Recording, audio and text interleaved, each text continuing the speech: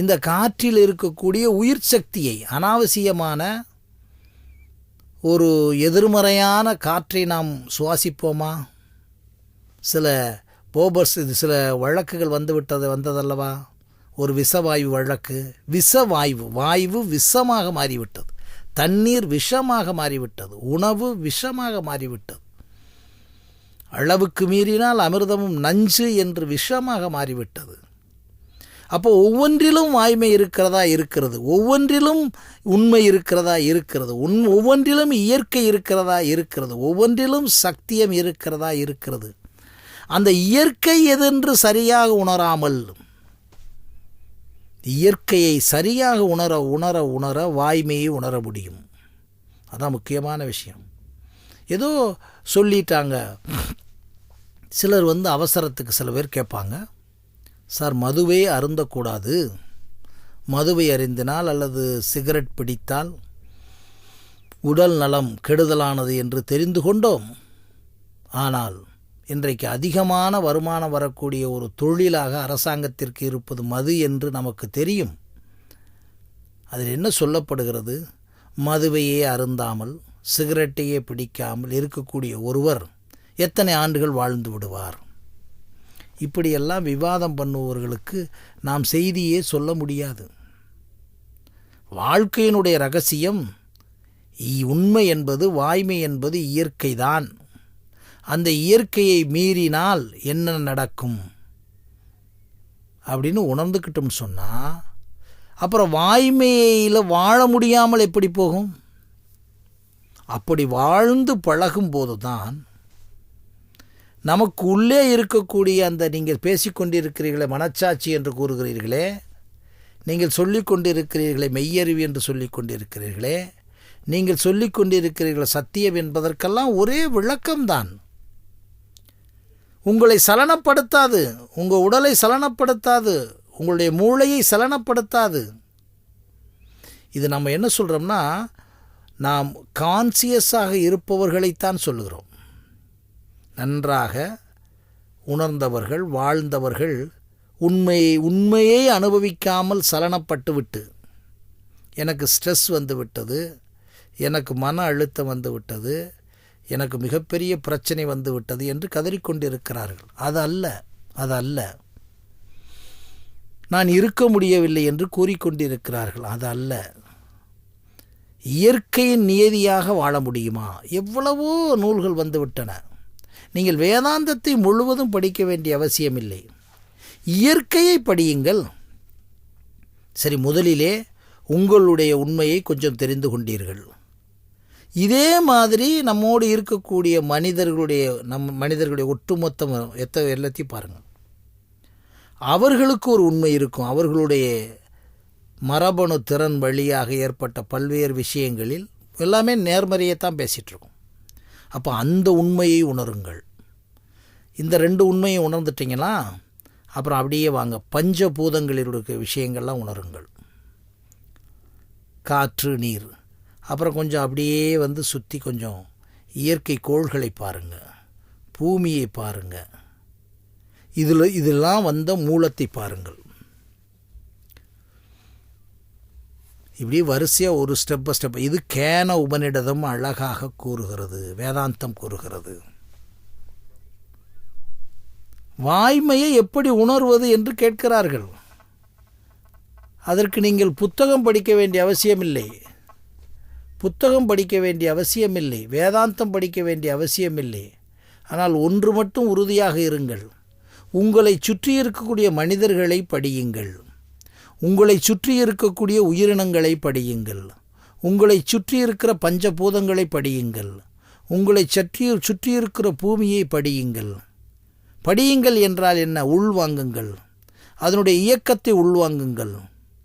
ஒரு காற்று இப்படி இயங்குகிறதே, சில மணி நேரம் சிந்தித்து பாருங்கள். ஒரு நாளைக்கு இந்த காற்று இல்லாமல் நாம் இயங்கிவிட முடியுமா என்று சிந்தித்து பாருங்கள். ஒரு நண்பர் ஜெயராமன் என்பவர் அடிக்கடி இதை சொல்லுவார். ரொம்ப எளிமையாக சொல்லுவார், கலோக்கியங்களாக சொல்லுவார். இதையெல்லாம் சிந்தித்தீர்களானால் தான் நீங்கள் உண்மையின் வழிக்கு வர முடியும். உங்களுடைய பணத்தை சிந்திப்பதும், வந்த பணத்தை எப்படி மல்டிப்ளை பண்ணுவது என்று சிந்திப்பதும், வந்த வியாதிக்கு எந்த டாக்டரை பார்ப்பது என்று சிந்திப்பதும், வந்த வியாதியை தீர்ப்பதற்கு எத்தனை டாக்டர்களையெல்லாம் பார்த்து எங்கெங்கெல்லாம் பணம் கொடுப்பது என்று சிந்திப்பதும், இதிலெல்லாம் ஓடிக்கொண்டிருக்கிறது. அப்புறம் மற்றவர்களுக்காக வாழ்வதை சிந்திப்பதும், அப்புறம் வாழ்ந்த பிறகு நான் குறைந்து விட்டேன், நான் ஒரு காலத்தில் மிக உயரத்தில் இருந்தவன், இப்பொழுது இறங்கிவிட்டேன், ஏறிவிட்டேன் என்று சிந்திப்பதெல்லாம் சிந்திக்கிறீர்களே. இயற்கையாக இயல்பாக வாழ்வதற்கு எத்தனை முறை தினந்தோறும் சிந்தித்தீர்கள்?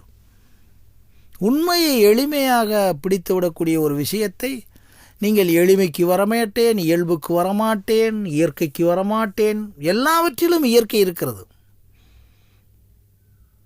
இவ்வளோ பெரிய உடம்பு, ஆசானுபாகுவான உடம்பு, ஒரு துளி விஷம் போனால் என்னாகும்? முடிந்து விடுகிறதே. அப்போ என்ன, எல்லாத்திலும் இயற்கை இருக்குது. இந்த இயற்கையில் வாழ்வதற்கு தெரியவில்லை, அல்லது வாழ்வதற்கு தெரிந்தாலும் அதில் வேண்டாம் என்று கூறிவிடுகிறீர்கள். ஏனென்றால் நீங்கள் ஒப்பீடு செய்து விடுகிறீர்கள். ஆக இயற்கையாக இயல்பாக இருக்க உணர சில வழிகளை நாம் கடைப்பிடிப்பதற்காகத்தான் வேதாந்தம் கூறுகிறது.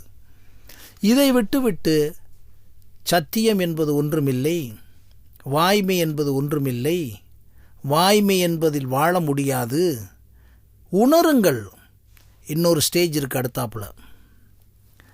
வாய்மையை உணர்ந்து விட்டால், அல்லது சத்தியத்தை உணர்ந்து விட்டால், அல்லது சத்தியமாகவா நினைப்பது, பேசுவது, செயல்படுவது என்று வாழ்ந்து விட்டீர்களானால் ஒரு மாபெரும் ஒரு ஒரு ஒரு ஒரு சக்தியினுடைய பிரவாகம் உங்கள் உடலெல்லாம் பரவுவதை நீங்கள் உணர முடியும். அதுதான் முக்கியமான விஷயம்.